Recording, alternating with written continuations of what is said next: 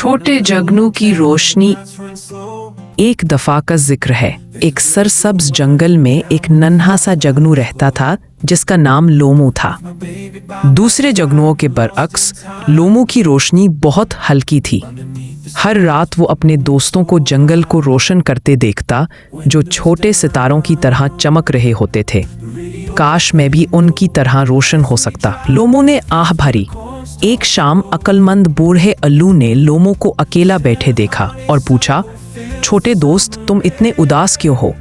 لومو نے جواب دیا، میں بھی دوسرے جگنوؤں کی طرح چمکنا چاہتا ہوں لیکن میری روشنی بہت کمزور ہے۔ الو مسکرایا اور بولا، تمہاری روشنی چاہے جتنی بھی کمزور ہو پھر بھی یہ فرق ڈال سکتی ہے۔ اسی رات ایک ننھا خرگوش اندھیرے جنگل میں راستہ بھول گیا۔ وہ ڈرا ہوا اور کانپ رہا تھا اور اسے یہ سمجھ نہیں آ رہا تھا کہ کہاں جانا ہے۔ لومو نے اس چھوٹے خرگوش کو دیکھا اور اپنی مدھم روشنی کے باوجود اس کی مدد کرنے کا فیصلہ کیا۔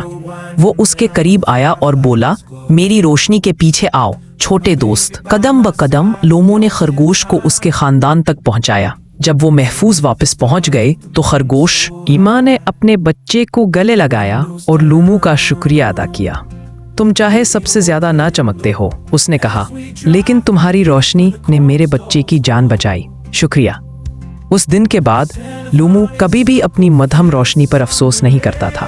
اسے پتہ چل گیا تھا کہ چھوٹی سی روشنی بھی کسی کو راستہ دکھا سکتی ہے۔ چاہے آپ خود کو کتنا ہی چھوٹا کیوں نہ سمجھیں، آپ پھر بھی دنیا میں بڑا فرق ڈال سکتے ہیں۔